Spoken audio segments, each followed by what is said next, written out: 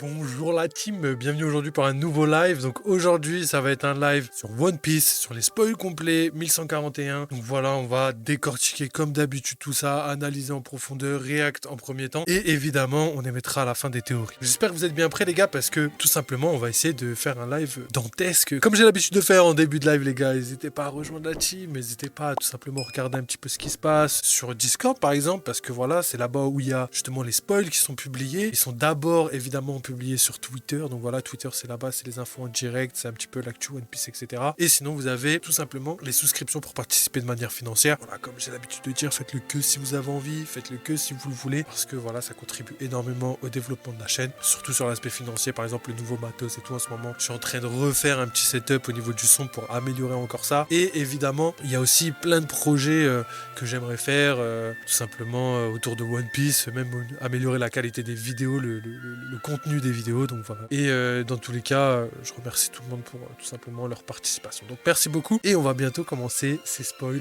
légendaires. Donc voilà les gars.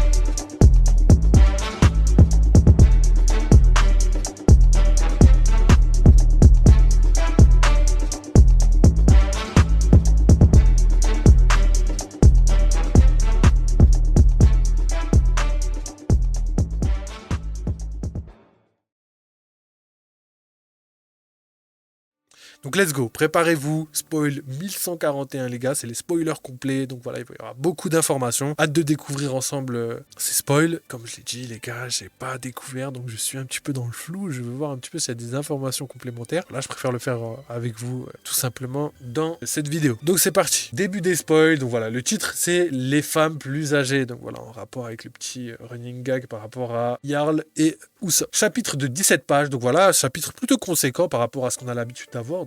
Voilà, légendaire, on peut que être content, hein. C'est mieux qu'un chapitre de 13 pages. Et du coup, on enchaîne avec le pèlerinage de Yamato, la fille du démon, volume 27. Ulti regarde les hommes de Huzu, frappé, page 1, alors qu'elle pleure de rage. Donc voilà, là c'est assez marrant, parce que je pense que Yamato va justement les sauver, et ils vont créer une espèce de rivalité amicale, un petit peu comme Law, un petit peu comme Kid avec Luffy, etc. C'est quelque chose qui pour moi va arriver, tu vois, et potentiellement qui pourrait s'entraider pour la suite des événements sur Wano, et potentiellement qu'à la fin on pourrait voir tout simplement notre ami Yamato partir et prendre le large pour rejoindre potentiellement les Mugiwara. Ce serait légendaire parce que voilà, j'aimerais bien que plein de personnes commencent à se réunir autour des Mugiwara. On est à Elbaf, on n'est pas n'importe où, quand même un endroit où ce genre de choses a le plus de probabilité d'arriver. Donc voilà, on va voir et de toute façon ça va arriver, ne serait-ce qu'à Raftel. Je pense que tout le monde va se réunir pour aller à Raftel, enfin en tout cas essayer d'aller à Raftel. Je pense aussi qu'à la grande fin du manga ce sera la même chose. Donc voilà, c'est des choses qui vont commencer à être de plus en plus récurrentes. J'espère que vous êtes bien prêts parce que voilà, à la fin du manga, comme Oda l'a dit, on aura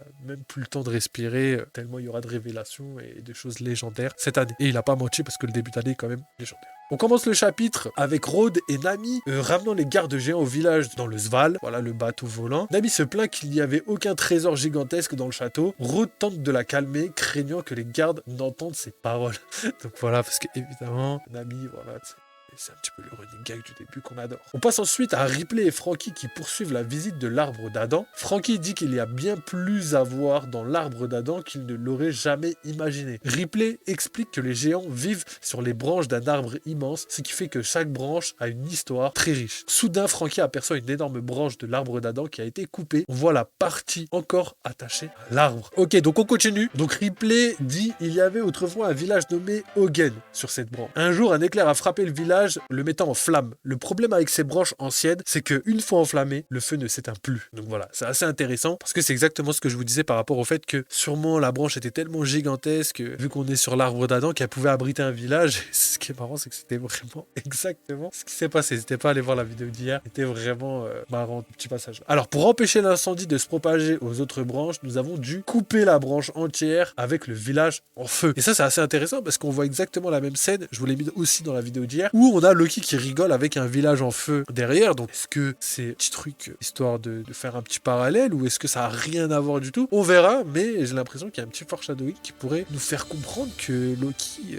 peut-être ses responsabilités par rapport à tout ça. Alors, Franky qui dit ça a dû être terrible. Aussi légendaire qu'Adam soit, j'imagine que c'est quelque chose d'inévitable quand un arbre vieillit. Et Ripley dit, on peut dire que la foudre et le feu sont les seules faiblesses d'Elbaf. La foudre et le feu. Et ça, pour moi, c'est clairement une phrase cliffhanger. Gardez bien ça en tête, la foudre et le feu. Pourquoi? Parce que ça pourrait avoir des liens avec les armes antiques, ça pourrait avoir des liens avec ce qui pourrait arriver à la fin, tout simplement, d'Elbaf. Peut-être que, voilà, des personnes avec de la foudre, des personnes avec le feu pourraient attaquer Elbaf. Donc, gardez bien ça en tête, parce que ça, c'est pas une phrase anodine à mon sens. Parce que, voilà, Oda a placé cette phrase bien correctement pour nous teaser potentiellement quelque chose qui pourrait arriver. Ou quelque chose qui est caché sur Elbaf. Ça aussi, c'est possible. On continue. Transition vers le village de l'Ouest. Nami est de retour à la fête et discute avec Usopp, complètement ivre. Usopp dit, Nami, où es-tu allé? Et je vois pas Luby et Roro nulle part. Je sais pas, ils explorent sûrement. Usopp dit, je vois, c'est bien. Jarl arrive à la table où son ami est Usopp. Et Usopp dit, Jarl, regarde notre navigatrice de génie ici présente. Et Jarl dit, quelle beauté. Et Usopp dit, ah, sale vieux pervers, quel est ton type?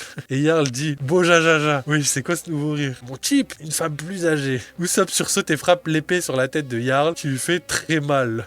Usopp dit, comme si un tel genre de personne pouvait exister. T'es le plus vieux de tout le monde entier. Et du coup, il rigole. Et c'est trop marrant parce que c'est exactement ce que j'ai dit hier. Bon, on va pas dire théorie validée, mais bon, c'est vraiment les phrases que j'ai dit hier. Comment Jarl, il peut aimer quelqu'un de plus vieux que lui alors que c'est un ancêtre, frère, il n'y a pas plus vieux que lui. Et Jarl dit non. Et du coup, il y a des géants qui disent Maître Jarl. Et du coup, Nami s'assoit à côté de Jinbei en observant les bêtises d'Usopp ivre. C'est trop bien ça parce qu'en plus, j'allais vous le dire, ça fait quelques jours que j'y pense. Je me dis, mais tain, Brook et Jinbei, ils manquent de ouf. Ils sont où? Ils font quoi, tu vois? Et c'est les seuls qu'on n'a pas vraiment vu. Chopper, on le voit en fond. Donc voilà, des fois, il a 2-3 lignes de dialogue. Mais en vrai, on le voit très très rarement. D'ailleurs, je l'ai oublié qu'il était encore avec Robin hier dans la vidéo. C'était marrant ça. Du coup, on continue. Elle sourit en disant que le rêve d'Usopp et Luffy était de venir à Elbaf. Pendant ce temps, Sanji remarque l'absence de Gerd à la fête et part à sa recherche. Nous passons maintenant à Rhodes qui amène les gardes géants pour que Gerd les soigne. Gerd essaie de lui demander ce qui s'est passé, mais Rhodes tente de lui cacher la vérité et du coup, finalement, Gerd le tabasse. Donc voilà.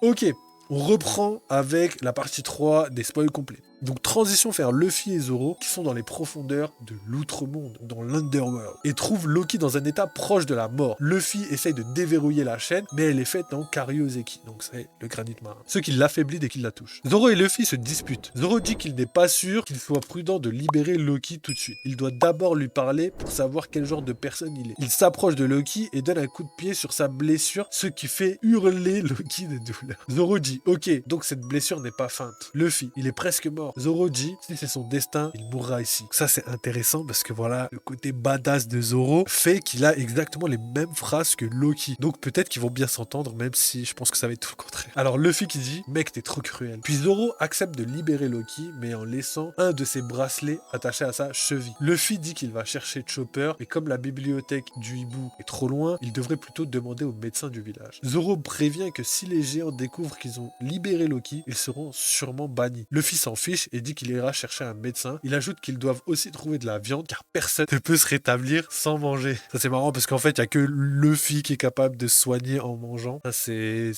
vraiment propre à lui. Mais ouais, normalement on se soigne pas vraiment comme ça. Même si quand même il faut bien manger pour reprendre des forces. Zoro regarde les animaux vaincus à côté de lui et du coup il enchaîne avec t'as plein de viande qui traîne juste là. Et Luffy en colère dit ne dis plus jamais ça, ce sont mes amis, je vais aller chasser autre chose dans les montagnes. Et Zoro dit c'est quand même de la viande. Et Luffy est encore plus en colère, t'as déjà vu quelqu'un manger ses potes? Et Zoro dit ok c'est de ma faute. Ok pas mal hein. Oda met l'accent un petit peu sur les running gags, j'aime beaucoup.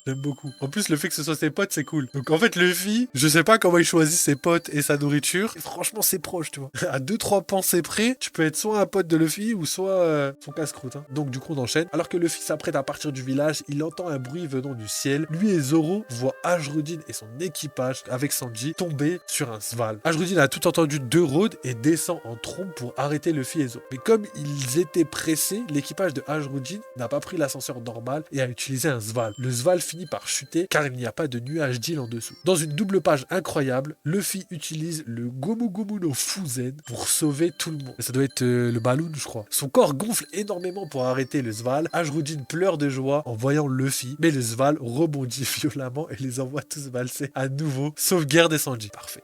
Ajrudin et son équipage retrouvent finalement Luffy. Ils sont sévèrement blessés. LOL, donc ça veut dire c'est pas vraiment vrai. Genre, il doit avoir des grosses bosses. Il les remercie de les avoir sauvés car une chute d'une telle hauteur aurait signifié une mort instantanée. Puis Ajrudin supplie Luffy de ne pas libérer Loki. Ajrudin dit s'il te plaît, chapeau de paille, reconsidère ta décision de libérer Loki. Tu ne dois pas lui faire confiance. Il est rusé et cruel. Il est maléfique, un véritable monstre. Nous le connaissons depuis qu'il est enfant. S'il t'a dit quelque chose de gentil, ce n'est sûrement qu'un mensonge. C'est un homme sinistre qui tuerait sans hésiter un ami d'hier. Il est un ennemi du monde. Et Zoro dit, c'est un peu tard pour ça, Ajrudin. Et Ajrudin, choqué, dit dans l'ultime double page absolument épique du chapitre, Loki se relève, même s'il a toujours le bracelet à la cheville, devant Luffy, il a l'air furieux, son visage est dans l'ombre, sa taille est colossale, Luffy a l'air d'une fourmi à côté de lui, les nouveaux pirates géants sont sous le choc. Et du coup, les nouveaux pirates géants disent, c'est Loki. Et Luffy dit, quoi? Il devait être inconscient. Ajrudin le regarde avec défi, alors que Loki attrape son arme avec un sourire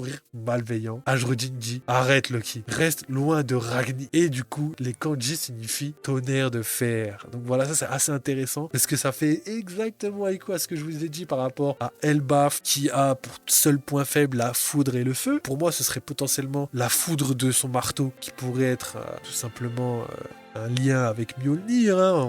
On connaissait de toute façon les inspirations des mythes vikings, le marteau de Thor, et aussi le feu pourrait être lié à son fruit du démon, donc voilà, peut-être que c'est un foreshadowing pour présenter un petit peu tout simplement les pouvoirs de Loki, et peut-être que vu que Loki est considéré comme l'homme le plus fort d'Elbaf, le destructeur du monde, peut-être qu'il est capable de maîtriser tout simplement les deux éléments qui sont la faiblesse d'Elbaf. Donc ça, c'est une des choses qu'il faut garder en tête. Donc voilà, je pense avoir fait le tour en tout cas pour la première partie. On va passer justement à l'analyse pour pouvoir décortiquer un petit peu toutes ces informations qui sont pour moi légendaires, vraiment légendaires. Donc voilà les gars, on va passer à l'analyse, parce que voilà, je pense qu'on a quelques petits sujets à aborder. Et du coup, je vais commencer directement avec Shamrock. Par rapport à Shamrock, c'est intéressant parce qu'il est parti de l'île. Et le fait qu'il soit parti de l'île, tout simplement me conforte dans l'idée que voilà, c'est pas un ennemi de fin d'arc, c'est plutôt un ennemi de fin de manga. Mais aussi, il faut savoir que les Tenryubito ont décidé de ramener Shamrock auprès d'eux pour une certaine raison. Et pour moi, la raison doit être liée par rapport à leur discussion, et la discussion concerne les Tenryubito. C'est-à-dire que les Tenryubito, en ce moment, ils ont pas à manger, et c'est vraiment une crise colossale, je dirais même inédite. Et le problème, c'est que cette crise, elle est due en partie, en tout cas en grande partie, à cause des révolutionnaires, étant donné qu'ils bloquent le ravitaillement. Et du coup, quand tu prends ça en compte, tu te dis que en fait, potentiellement que Shamrock a été rappelé pour ça, tout simplement pour combattre les révolutionnaires. Et vu que Dragon a déjà connaissance des chevaliers divins, et que du coup, il sait à quel point ils sont très puissants, je pense que cette fois-ci, Oda, je dirais, pourrait faire en sorte de faire s'affronter Shamrock en compagnie des chevaliers divins contre les membres de l'armée révolutionnaire, qui pourraient un petit peu attiser les tensions autour de ces deux entités, tu vois, de ces deux camps. Donc je pense que voilà, Shamrock a été rappelé et que voilà, c'est le début d'une longue épopée qui pourrait arriver. Donc voilà, le côté chasse sur Elbaf, j'y crois pas totalement pour l'instant, en tout cas pas à court terme, potentiellement plus tard, mais pour l'instant, je pense que ça va être quelque chose qui va pas arriver tout de suite. C'est peut-être quelque chose qui pourra arriver bien plus tard. Donc ça, c'était pour le côté Shamrock. Ensuite, on va parler directement de Loki et de tout ce qu'on a à dire par rapport à lui, parce que pour moi, le plus important dans le chapitre tournait autour vraiment de Loki, c'est-à-dire qu'il y a deux phrases qui m'ont choqué. La première phrase, Ajrudin lui dit « Ne t'approche pas de Ragnir », et Ragnir signifie tonnerre de fer, donc voilà, c'est tout simplement son marteau légendaire qui doit avoir potentiellement une histoire, etc., etc. Et potentiellement qui pourrait avoir un fruit du démon. Peut-être que c'est même lui qui a mangé le fameux fruit du démon de Elbaf. Donc voilà, c'est peut-être pas forcément Loki lui-même qui l'a mangé. Mais bon, vu que les chaînes sont en granit marin, je pense que clairement Loki a bel et bien mangé un fruit du démon. Ensuite, il faut savoir que Ragnir, du coup il y a deux syllabes, et moi pour moi clairement ça fait référence à Mjolnir. Et en plus le fait que les kanji correspondent à tonnerre de fer, clairement j'ai vraiment l'impression que Oda essaye de nous teaser quelque chose qui pourrait arriver. La deuxième phrase qui m'a choqué, c'est la phrase de Ripley qui parle d'Elbaf, donc l'arbre d'Adam, et que les seules faiblesses d'Elbaf pourraient être la foudre et le feu. Et ça, pour moi, c'est un parallèle, mais en même temps un foreshadowing, dans le sens où Oda nous teaserait tout simplement les pouvoirs de Loki. Loki, on sait que c'est l'homme le plus puissant d'Elbaf, et je pense sincèrement que clairement, Oda a fait cette petite phrase pour montrer que, vu que Loki est le plus puissant d'Elbaf, potentiellement, il pourrait tout simplement avoir les deux attributs qui sont les faiblesses d'Elbaf, à savoir la foudre et le feu. Et là, on a déjà un des deux attributs qui est révélé, donc la foudre, donc potentiellement que son fruit pourrait être en rapport avec le feu. Donc ça, c'est assez intéressant, je suis assez content. Même, j'ai tellement hâte de voir un petit peu où Oda va nous emmener avec ce fruit. Si il choisissait de mettre en avant le pouvoir, par exemple, de Fenrir, enfin, je serais pas déçu, mais en tout cas, je serais pas surpris. Ce serait quelque chose d'obvious, quelque chose voilà, qu'on peut voir à des kilomètres. Ça, c'est la première chose. Mais voilà, il y a les griffes, il y a les trucs qui vont dans ce sens-là, donc c'est pas impossible. Et sinon, il y a beaucoup de personnes qui ont parlé du titan qui détruit Elbaf, etc., etc., hein, le fameux titan de feu, qui pourrait être cohérent du coup. Mais pour moi, ça pourrait être tout simplement quelque chose en rapport avec les dragons, mais peut-être un dragon différent de ce qu'on a l'habitude de voir, hein, plus un dragon européen, plus qu'un dragon asiatique. Donc à voir, hein. Je sais pas si ça peut être possible, mais déjà Dragon, moi je pense que c'est lui qui a le pouvoir d'un dragon type européen, ou peut-être un dragon maya aussi, hein. C'est plus serpent, c'est plus plume, etc., etc. Donc à voir, peut-être que c'est les 3 dragons légendaires de One Piece. Donc t'as celui de Kaido, la Carpe Koi qui évolue en dragon, t'as ensuite celui de potentiellement Loki qui pourrait être un dragon type européen, Game of Thrones, tout ça, et on aurait Dragon qui pourrait lui avoir un dragon type maya, dragon à plumes, etc., etc. Donc à voir, c'est des choses qui restent encore à prouver, c'est vraiment très très flou, je suis pas totalement sûr de ça, donc à voir. Mais en tout cas, ce qui est sûr, c'est que le pouvoir de Loki doit être lié au feu, donc est-ce que c'est en lien avec un dragon? Est-ce que c'est plutôt son arme antique? Le fait que ce soit une arme antique qui pourrait faire en sorte qu'il contrôle des dragons? Est-ce que son fruit est plutôt lié à un titan de feu, le fameux titan de feu qui détruit Asgard en plantant son épée en son sein? Potentiellement, c'est des choses qui sont pas forcément impossibles. Donc voilà, je pense avoir fait le tour par rapport au côté pouvoir de Loki. Mais gardez bien en tête que dans le nom de son marteau, il y a Ragnar et Mjolnir. Pourquoi? Parce qu'il doit y avoir des inspirations de Mjolnir qui sont carrément obvious, hein, le tonnerre de fer. Et de l'autre côté, Ragnar qui, pour moi, pourrait, de par son histoire, influencer un petit peu tout simplement l'histoire de son marteau ou tout simplement l'histoire de Loki. Donc, à voir. Et pour terminer, on a quand même un chapitre qui, pour moi, est fort en émotion dans le sens où là on a vraiment fait que rigoler, hein. Je trouvais énormément de choses drôles, que ce soit au niveau de Ajrudin qui tombe du Sval, que ce soit au niveau de Usopp qui est Rambat, ou même le running gag de Road qui se fait tout le temps frapper. On a vraiment beaucoup de running gags. Oda dans cet arc depuis quelques temps amène beaucoup d'humour, tu vois, ça me rend nostalgique un petit peu de ce qui se passait au début, mais c'est des choses qui sont quand même légendaires. En tout cas au niveau de l'analyse, moi, je suis hyper content de ce qui se passe. Hâte de voir un petit peu la physique, un petit peu de son marteau, etc., etc. Pour voir s'il n'y aura pas des indices par rapport à ce que ça pourrait être. Mais clairement, moi, je pense sincèrement que peut-être que Loki pourrait avoir toutes les puissances possibles. C'est-à-dire qu'il pourrait avoir un fruit du démon légendaire, une arme légendaire, tu vois. Et en plus de ça, être une arme antique. Ce qui le mettrait vraiment au-dessus de toutes les armes antiques, étant donné que les armes antiques, c'est souvent des enfants, en tout cas pour Shirahoshi. Pluton, si elle a un lien avec Momonosuke, Zuneisha, etc., parce que voilà, la mécanique est la même, ben, potentiellement que là aussi, on a quelqu'un qui ne connaît pas et qui ne maîtrise pas son pouvoir, et peut-être que voilà, le marteau fait partie de l'arme antique, dans le sens où le marteau permet de canaliser le pouvoir du ciel, hein. On connaît Thor, là on va directement vers le côté Ragnir, donc Mjolnir, donc vraiment le contrôle des cieux, Uranus, donc c'est des choses qui sont encore probables, à voir comment va évoluer la suite, mais je suis assez convaincu de ce qui va se passer. Donc voilà, vous inquiétez pas, de toute façon je reviendrai pour une vidéo bien plus détaillée quand on aura le chapitre, étant donné que là, bah, tout simplement, on n'a pas de révélation plus grande que ce qu'on avait. Par contre, l'amélioration a été ouf comparé aux spoils normaux, parce que là on a vraiment quelque chose de cohérent, quelque chose de bien mieux présenté. Donc voilà, pas de pause la semaine prochaine, on se retrouve du coup la semaine prochaine aussi pour les spoils et le chapitre, etc., etc. Donc voilà, 3 chapitres de suite après avoir fait 4 chapitres de suite, c'est énorme. Je sais pas si Oda va faire 4 semaines encore. S'il fait ça, bah, je serai abasourdi. Je me dirais, mais comment c'est possible? Comment c'est possible? Il est jamais fatigué ou quoi? Non, je pense que 3 semaines c'est pas mal, et ensuite il va simplement prendre une pause, refaire 3 semaines, refaire une pause jusqu'à ce que voilà, il soit vraiment fatigué et qu'il ait besoin de prendre un peu plus de temps. Donc voilà, légendaire, hâte de voir la suite. J'espère que vous avez kiffé cette vidéo pour la team YouTube. Et comme d'habitude les gars, je termine avec la petite auto-promo dans le sens où voilà, si vous voulez soutenir, aider la chaîne, développer tout ça, n'hésitez pas à partager la vidéo, n'hésitez pas aussi à liker, commenter, follow pour l'algorithme et le référencement. Vous avez aussi le Discord pour tout simplement rejoindre la team, discuter, que ce soit du gaming, de One Piece, de ce que vous voulez, des salons dédiés. J'ai d'ailleurs alimenté le Discord en termes d'informations. Donc voilà, le côté encyclopédie de One Piece est en train de grandir sur le Discord, donc n'hésitez pas à aller checker. Et sinon, vous avez le Twitter, où justement, là, je vous publie toutes les informations de One Piece, toute l'actu de One Piece en direct, tu vois, en temps réel. Donc n'hésitez pas à aller checker, parce que voilà, taf dur, tout simplement, vous apporter tout ça. Donc voilà, je pense avoir fait le tour. Merci beaucoup d'avoir tout simplement regardé cette vidéo. Merci d'être encore là. Nous, on se retrouve très très vite, tout simplement pour la suite de ce qui va arriver prochainement. Donc demain, ça va être le chapitre. Ensuite, on enchaîne avec de live gaming. Vendredi, live gaming, je sais pas encore sur quoi. Samedi, ça va être live horreur. Et sinon, voilà, on termine avec l'épisode de One Piece le dimanche. Donc voilà les gars, j'espère que vous avez kiffé. Merci encore. N'oubliez pas, vive les jeux vidéo, vive One Piece. Prenez soin de vous.